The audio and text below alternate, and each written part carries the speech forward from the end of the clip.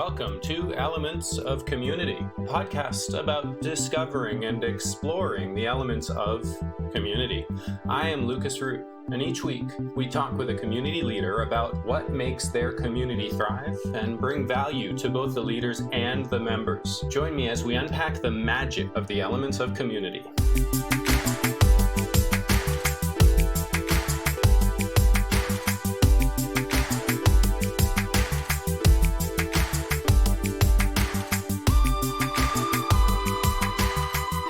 And we're live. Caitlin, welcome to the show. Thank you very much for joining me. It's kind of funny because this is our third try. And sometimes when I go through 3 tries, you're not the only one. I've gone through 3 actual tries to get live on a show, although it's not live. But sometimes when I go through multiple tries, I'm like, yeah, maybe it's not supposed to work out. And sometimes I'm just like, maybe it is supposed to work out, but differently than we had planned.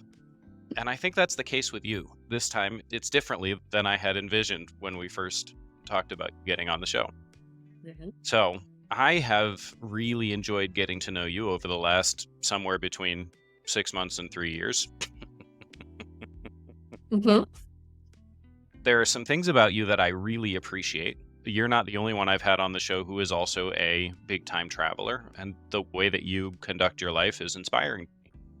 Because, I think people should have really important goals and rebuild their lives around those goals, like traveling the world. And I invite you to talk a little bit about that.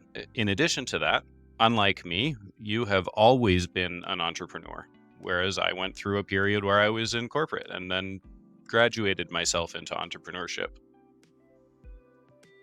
So, and I find that inspiring too. With all that out there in the air, how do you like to introduce yourself?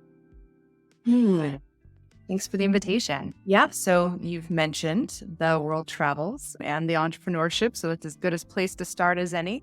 My husband, Michael, and I have been full-time entrepreneurs building our company, virtualcoachingsales.com, for about 13 years, building and managing sales teams for people like Deepak Chopra, Ali Brown, and other leaders in the industry. And about 4 years ago, we sat down. Yeah, we've been really blessed to work with some incredible people. And at a business retreat, probably 4 years ago, we sat down and said, what is this all for? What are we working so hard to build? Why are we doing this? And we thought about what we wanted to create. And we said, well, it really would look like traveling the world. And so we decided we're going to set the intention. We're going to do 12 months of travel down through South America. And then we're like, well, what if we did 24 cities in 24 months? And then we discovered we really wanted to do 60 cities in 60 months. And it just kept expanding and spiraling. So 2.5 years ago, we took our 3 kids, who were 5, 7, and 9 years old at the time, and we hit the road. We did a road trip across the U.S., jumped down to Mexico, traveled to the bottom of Argentina, jumped down to Antarctica for a couple weeks, over to Southeast Asia for several months, did a road trip down the east coast of Australia. Now we're back home, taking care of family for a little bit, and then the plan is to finish up with Europe, Africa, and India in the next 2 years. And yeah, one of the things that just made that really easy, to your point, is when you know what you want, everything else in your life gets very simple. It just streamlines it down, and it really gets clear when you're making decisions what's important, what's bringing you closer to that goal, and what's pushing you further away from that goal. So it took us about 2 years to line everything up. We had to get Michael's oldest son out of high school. We had to get the youngest one out of diapers. We had to get the business to the place where it could sustain itself, even if we had intermittent Wi-Fi. So there were a lot of logistics that we had to move around to make it possible, but it's absolutely been worth it. I love that. That's funny. When I decided to graduate from corporate, it took me about 2 years to really get things lined up too. Wonder if there's something there. Yeah, and my question, is it an internal adjustment or external adjustment? Obviously, probably both, but that fun. kind of as thinking of a gestation period for life transformation, that it probably is about the right time frame for that. Now, that opens up some thought. That isn't the rabbit hole I want to go down today, but that's fun. Hmm. Amazing. So when you left, this is where things get fun, I think. When you left, you walked away from a community and rebuilt your entire life around being a nomad. How did you bring community into your life while you were on the road? Hmm. That is a really neat question because we uprooted from our family in Southern California and we just hit the road. And the way it's easiest to think of it as like a root ball, like we just kept rolling. And so all the roots had to go internal. So the five of us became very close. The first couple of weeks, let's be honest, the first couple of months were very rough because spending 24/7 with people that you usually only see at like before you drop them off at school and after you pick them up from school. And we had to be much more intensive about setting boundaries and clarity in our communication, and much more intentional about teaching courtesy and compassion for one another because everybody's tired and after red eye sleeps and everything else. So we as a family had to seriously strengthen our ability to communicate effectively, which I know is one of your elements of adulthood. And so, yeah, complex communication was critical as we started to evolve, like learning how to read each other's emotional signals. And then I think the other thing that I found is wherever we go, where we find friends, oh, we are so thirsty. We put roots down immediately. So when we came back from Antarctica, we stayed in an Airbnb in Ushuaia, southernmost city in the world. And in our apartment complex, there was a family with small kids, our kids' age. And so they happened to speak enough English that we sort of invited ourselves into their game of tag. And they invited us to Christmas dinner because it was Christmas in Argentina. And oh man, just as a side note, holiday dinners without community suck. We did Thanksgiving dinner in Bariloche with like cheese and wine because they didn't have any Thanksgiving foods. And I was like, oh, really missing home and family. Like, it's amazing how our holidays become touch points for this experience of family and community and the nostalgia that sort of builds up around a particular holiday. So it was very nice that we got to do Christmas with new friends. They welcomed us in. Totally different though, right? The sun is still up at 11:30 at night. The kids are not even, like, we're not even sitting down to dinner until 10. And that was early because they were doing it for the silly Americans who eat early dinners. And the kids all stayed up until 1 a.m. to wait for Papa Noel to arrive. And it was just a completely different experience of Christmas. But we bonded with that family so deeply that when they're like, well, we're only here for a week or two and then we're going up to Bahia Blanca. Would you like to join us? We're like, heck yes. Like, I mean, so I just sort of followed their family around Argentina for several weeks because we didn't want to let them go. And then we had to fly home. So but yeah. So when we do find friends, same thing in Bali. As soon as we made friendships, it became home. And I think that's my takeaway. We started this journey looking for our forever home. I have this postcard in my head of forests, mountains, and a river where I want to put my homestead and like settle down, put like a permanent forever home. And we've been looking all over the world for it.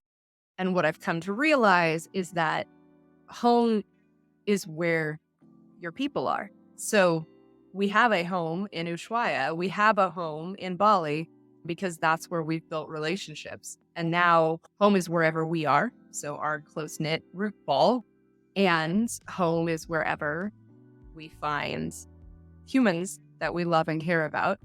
And so, yeah, it's really expanded how we think about home, how we think about family, and which is what you call community. So yeah, it's been beautiful. That's so cool. Home is where your people are. Wow. And the story that arrives there is fantastic because your postcard, I've been there. Mm-hmm. I can tell you where that is, but it's not where your people are. Well, I plan on importing my people once I find it. We'll just take them and bring them and put them on the land with us. Yeah, some of them. Then you'll as have many If we can say yes. Yeah. Then you'll have your tight knit root ball. Exactly. That's the plan. Unfortunately, anywhere I go, I have a tight knit root ball.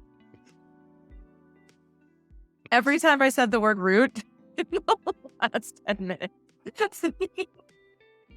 Oh, That I realization. can't use that as a barometric for success of having built community, because my tight knit root ball goes with me everywhere, especially when I don't comb my hair in the morning. I think you should call your community the root ball. Oh. Yeah. And no hair combing. Yeah, no, for us curly-haired people, that is not a good long-term solution. Yeah. Yep. Thank you. If you don't mind me asking, had you experienced community in a way that felt the same before you went traveling? Not much. The instance that's coming to mind is when I spent 3 months in Oxford. Again, interesting that being displaced from the thing that you think of as home is what preceded finding the first place that I ever felt at home. So Now, I've been we to had Oxford. It is a lovely city. yeah, and they had probably 20 of us American students holed up in this beautiful English manor on a hill overlooking the spires and called the Vines. And we made friends with the students when we were going to classes and such, but it was really those 20 students. We made dinner together. We watched every episode of Friends together. My friend Matt would play the piano and we would have sing-alongs in the living room together. We would come home to freshly baked pies and we would bike into town and then bike home together and just doing life together. It was exceptional. Like, we built life-changing friendships in a very short period of time.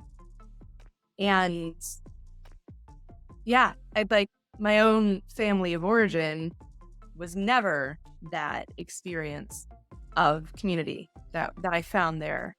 And yeah, coming home, it was the first time I'd ever experienced nostalgia. Like, I had never looked back. I had always looked forward. And that was the first time I experienced homesickness.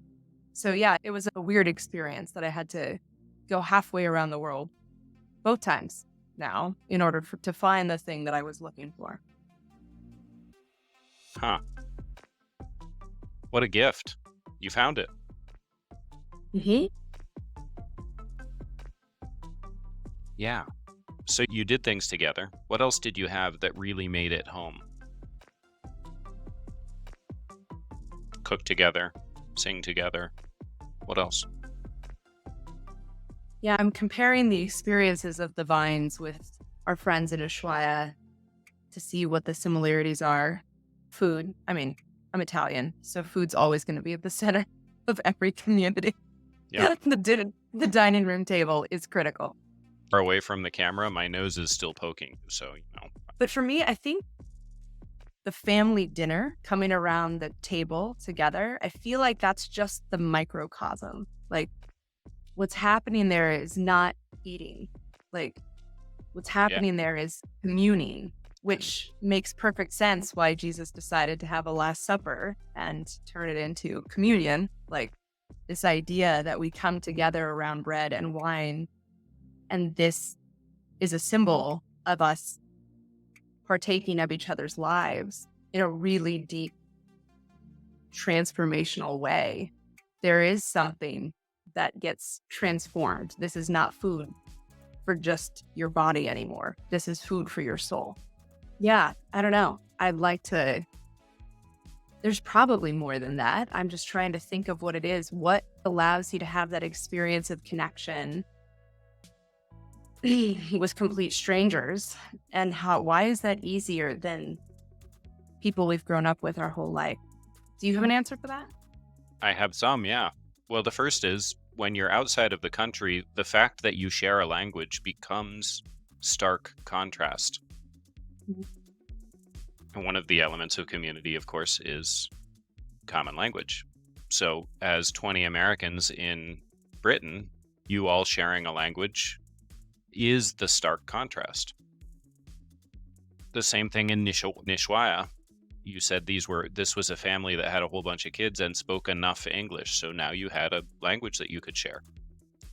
Now, you could have chosen a family that doesn't speak English, and you could have learned enough Spanish to speak with that family, right? So you would have built a common language if you'd made different choices, but the shared language opened it up. And when you grow up with a whole bunch of people, you all speak exactly the same way about exactly the same things, so there isn't any contrast in your shared language. So it makes it less exceptional.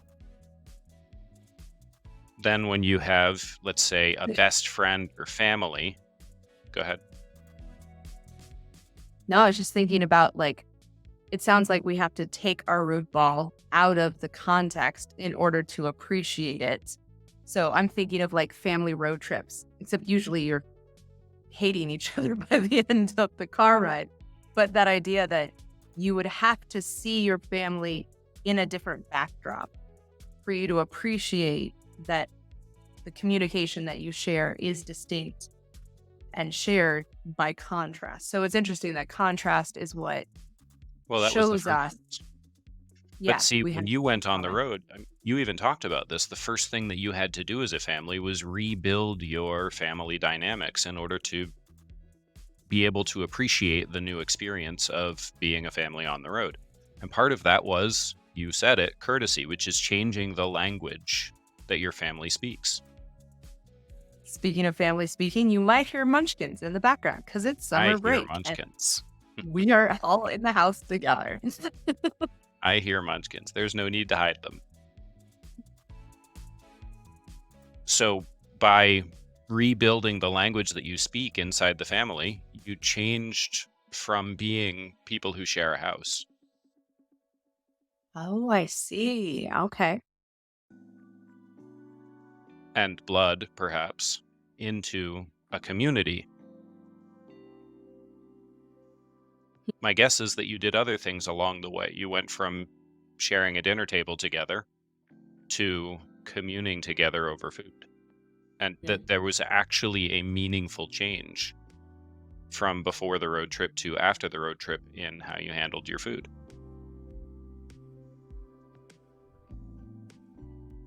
You mean with our fingers? Yeah. Right. Okay, so... And I'll bet that if you think back to your time in Oxford, the same thing happened. When you all first started sharing space, at first you just shared space, and then you all sort of made a conscious choice to more than just share space. So the language was an impetus, but it wasn't the thing that made it. It was just one of the elements that made it. So what I'm hearing is this like transfiguration from the common to the communal. So we're taking normal language, turning it like common language to communal language, common food, communal food. Yes? Yeah. Okay. What else? What else did we do while we were on the road? Communing over food is a form of a project, but my guess is it's not the only one. So you started doing things like when you would get to a city that you wanted to explore, you would, instead of all of you going your own separate ways, you know, one kid's going to soccer practice and another kid's going to their friend's house, you all chose together to go explore together. Which is a choice you could have made when you were living in your hometown, but you didn't.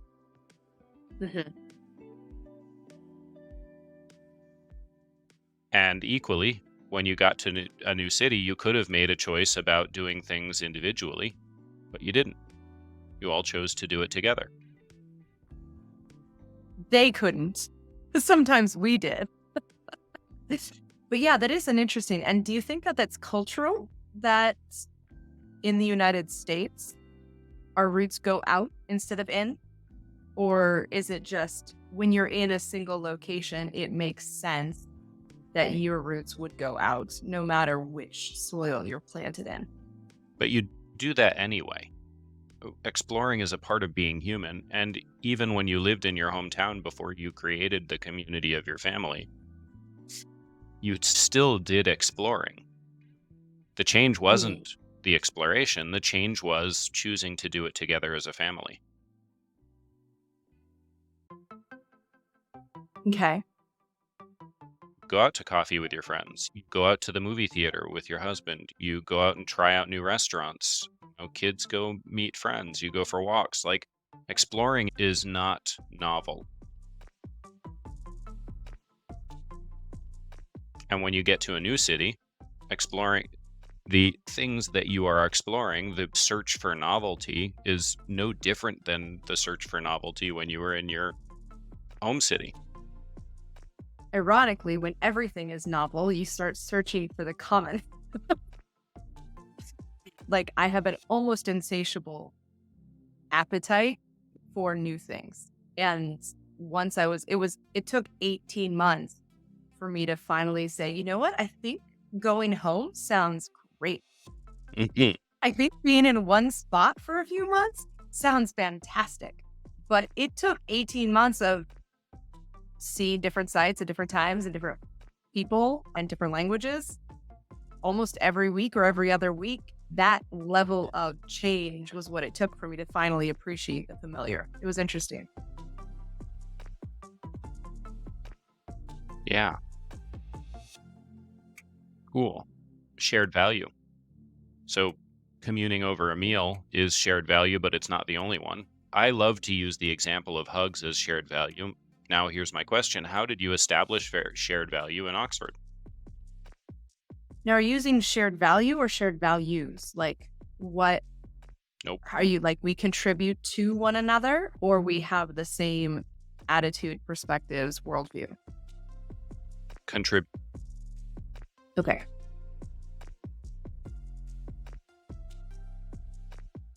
So I think it's the example of doing things for and with each other. So the other girls making pies and sharing them with everybody. They could have made just one pie, but they decided to make them like 10 pies. Yeah. And do pie night every Monday. And Matt could have gone and practiced the piano on his own, but instead he invited the entire house to come down into the living room and do a sing-along. We could have just sat and watched Friends in our own bedroom, but we everybody to come watch them with us. So is it that each of us has the things that we love to do anyway, and we're inviting others to come and share and partake of our area of brilliance? Is that kind of the direction that you're heading? Yes. Okay. And in Ushuaia, it would be, we invited them over for dinner, and then they invited us over for dinner. We got to play games together. But is the contribution, does it have to be tangible, or is it like conversation? Right? Yes. So for us, Conversation. when we're surrounded by art, what? Conversation, hugs, kids playing together in that case is actually shared value to you and to the kids. Oh, yeah. Well, that's what I was going to say. You said if you could learn enough Spanish. I'm like, Argentinians don't speak Spanish. At least not recognizable to this Mexican Spanish speaker. And so even though we knew Spanish, we were surrounded by people who could understand us, but we couldn't understand them. And so with all their Y's and LL's turning into sh sounds, the Argentinian Spanish just is almost unrecognizable to my ear. So just having a person to speak to and like talk back to me and have that experience. Yeah, when we are here in the United States, you take that for granted. You're like, okay, but how good is the conversation? If I'm going to call that this conversation is a contribution to my soul, it better be a really good conversation. But there it was like, hey, you and I are able to communicate about the weather. This is a win. So any level of communication was contribution in that context. Yeah. So I have a couple of different meals in my life that I remember really above and beyond all the rest. I have my anniversary meal where my wife told me that I looked like death. People on this podcast have heard this story, and you'll hear it again probably. Really, truly above and beyond any other meal I've had. My dinner, my wedding dinner. My wife and I have been to a 5-star, 5-diamond chef's table meal, like extraordinary, like mind-blowing. Also, it cost over $1,000. I'm not going to be doing that very often. I'm glad I did it. Like, that meal was amazing. And then I went, you know this about me, and I've talked about it on my podcast from time to time. I hiked half the Appalachian Trail. And in one of my particular legs of hike, I skipped a town because I was on a roll. Like I was flying through, and I ran out of food before I got to the next town. And there were some people that were hiking with me, and they were on their way to the town, so they were low on food as well, which, none of us were close to death. It wasn't particularly terrible. And also, it had been 2.5 days since I'd eaten anything. I'm sitting there in the lean-to. They show up, and I'm chilling. Like, it's okay. Like, 2.5 days, I was nowhere near death. I probably still weighed over 190 pounds. So, but, we all sat down over a meal. They scraped together some hamburger helper and some rice and lentils. And truly, to this day, that's one of my top 5 meals ever. And it was hamburger helper. Like, really, there is nothing special about it ever. And that was one of my top 5 meals in my entire life. And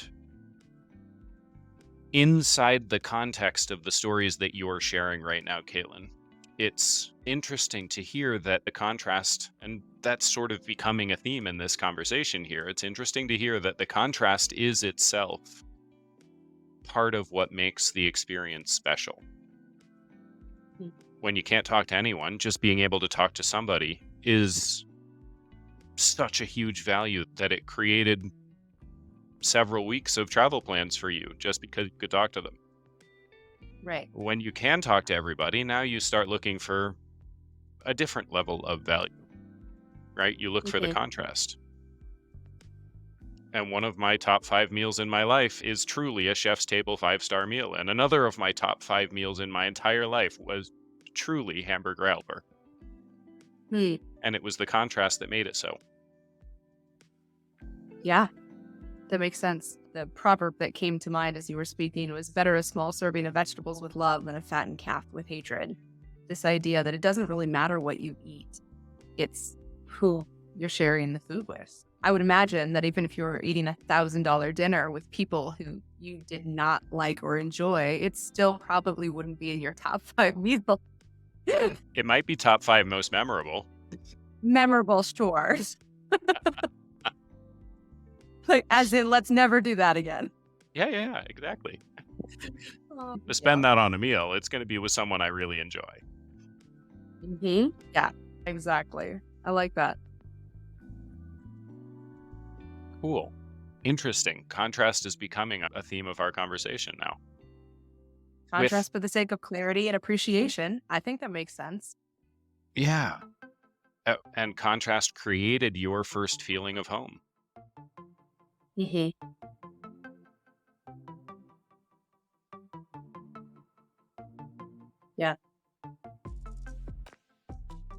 How does contrast continue to contribute to your feeling of home today?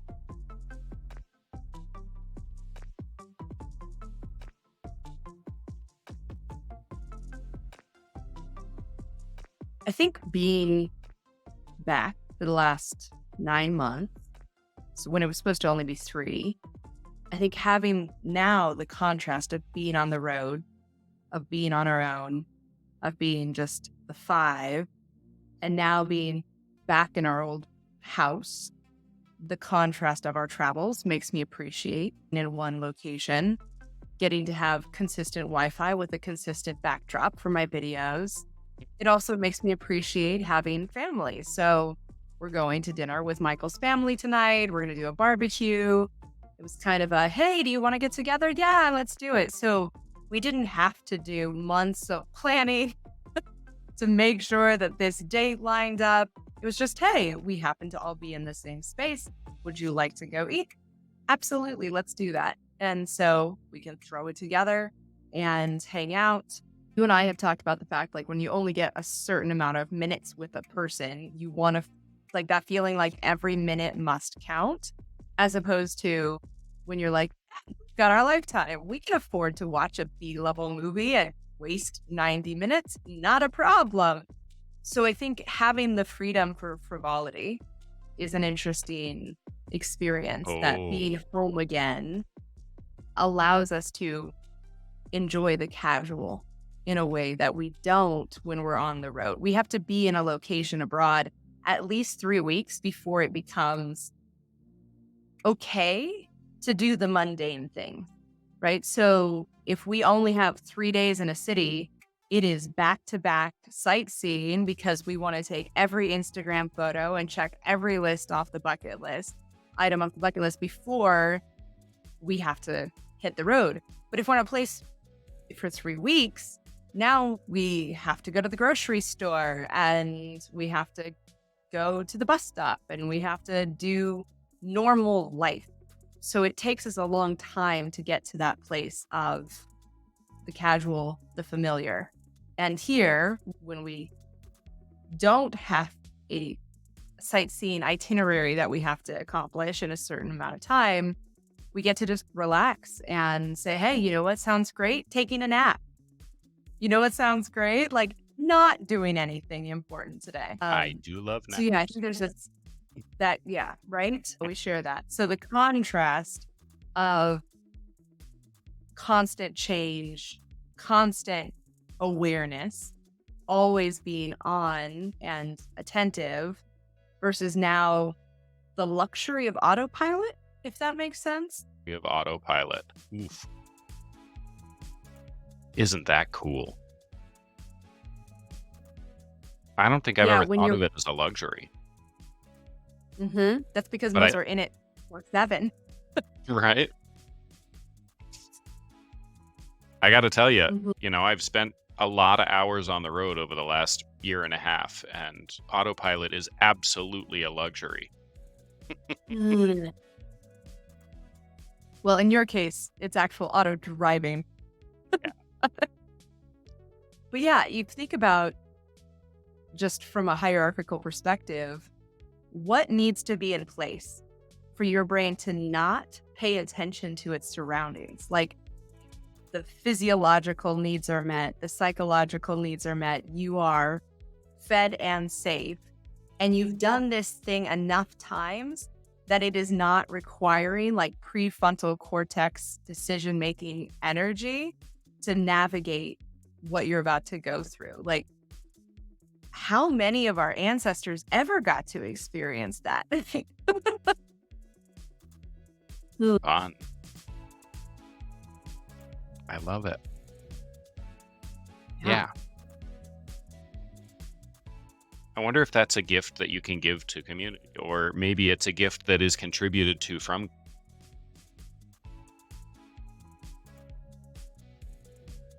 Unpack that.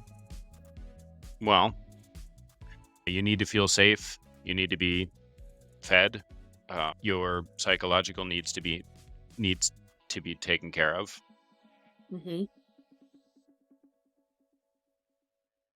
It's almost like the luxury of autopilot is only available through community. I buy that. Otherwise, it's the curse of autopilot. Interesting. So community is the only thing that allows you to achieve that state. Even if you're a loner, right? Even if you, like, I'm thinking of my neighbor that I grew up with. He's been single his whole life, never interacted with our cul-de-sac, went to work every day, came back, we never saw him. But even that level of chosen solitude is only made possible by the fact that he had people to construct his house, people to maintain the roads, people to get the food, people to hire him at work, people to pay him money so he could buy the food so he could drive on the roads to get back home, right? So we've sublimated our community experience, but That doesn't mean it's not necessary, right? That the infrastructure that we've built as a society, this is an interesting idea.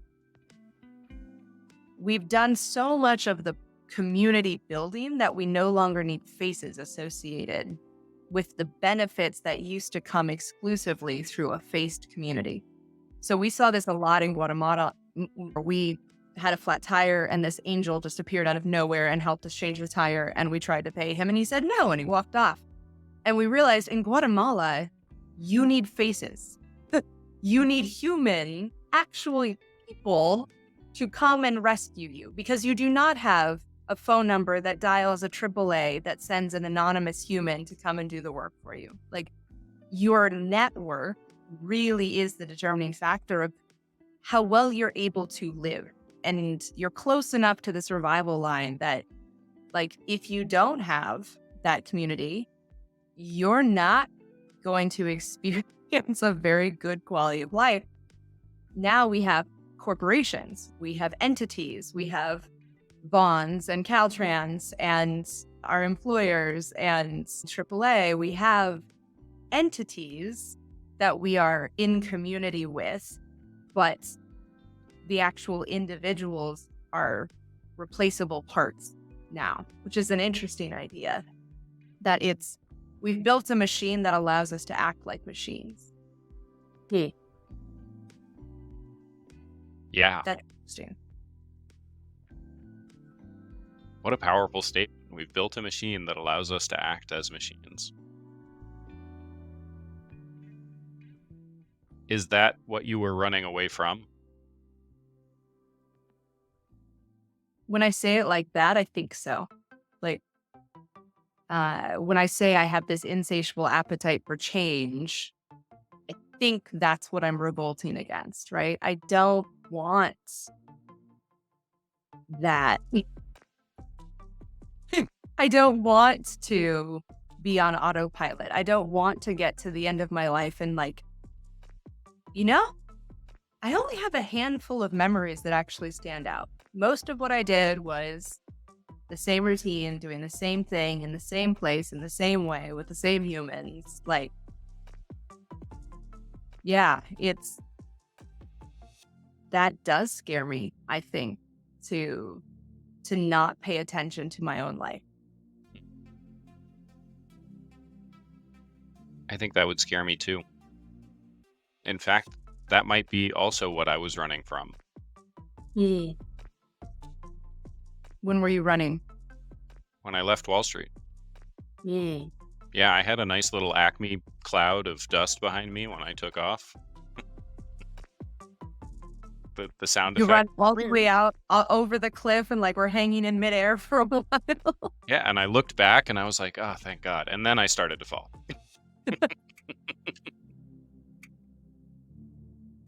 Oh. Mm-hmm. Yep. And like all entrepreneurs, I built my parachute while I was falling. Amen. It's the only way to do it. You got to jump off the cliff. Otherwise, it's not going to work. The airplane will stay on the ground, even if you build it in all of its detail. Yep. Yeah, 100%. So you were running away from your own machine experience. Absolutely. Mm-hmm. Absolutely. Without question. Yep. And I've talked about it that way. I've never actually used it I've never said machine experience. I've said Wall Street to me was the antithesis of human, which is machine. And it's interesting the way you look at it. The autopilot that we make possible becomes the antithesis of human, the faceless machining of our lives. Makes us faceless. Yeah, if everyone else is faceless, so am I. Mm-hmm. Because we need to be seen in order to see ourselves? Contrast is, in fact, the theme of this episode, apparently. Apparently. So the machines can't see us. So it's like we've lost our ability to see ourselves. That the community, when I can see you and you have a face, and I'm looking, I can see myself reflected in your eyes. Now I have an identity, right? But by creating a society of faceless support, there's no mirror left for me to see myself reflected. And so I think that's probably why we see so much mental illness, is we don't have somebody to look us in the eyes and say, I see you, I know you, I appreciate you.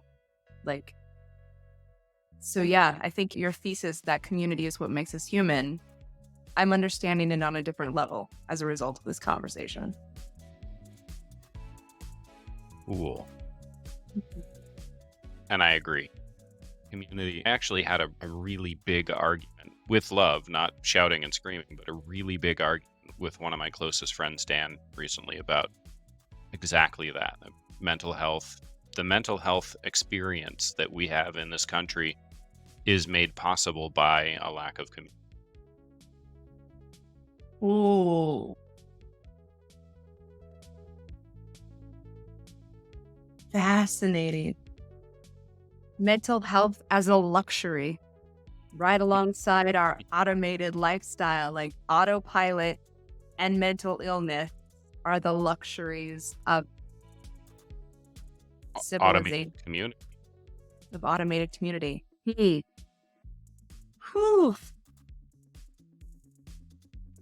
I think that's a mic drop moment. I think.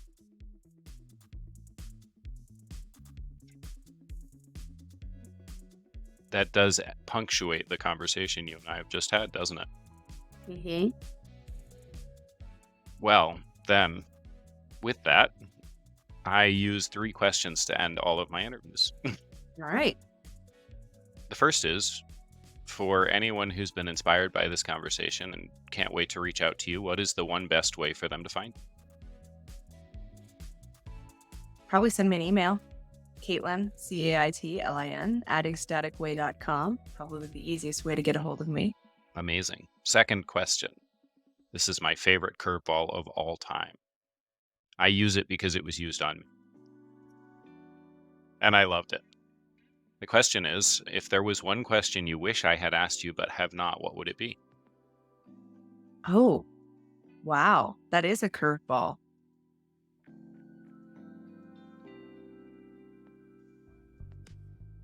Huh. You couldn't maybe give this or what is the question? What is my favorite color? That would have been a nice, easy question.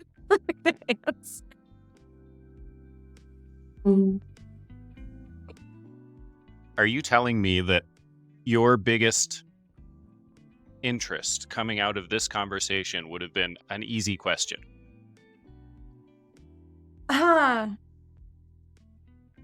Interesting. Oh, I want to go back onto autopilot. That is a very interesting way to interpret what I just threw at you. Dang it. Okay, I wish you would ask me an easier question. That's fascinating. That is fascinating. Dang it.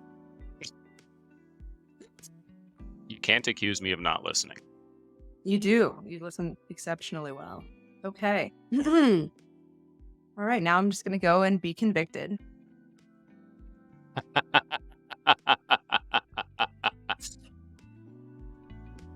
Yeah. Caitlin, thank you for joining. Wait, what was the third question? What's your favorite color? Purple. No kidding. Mine too. See, we found common ground. Salvage it. We do that. Mm-hmm. Yeah. Do you have any parting words?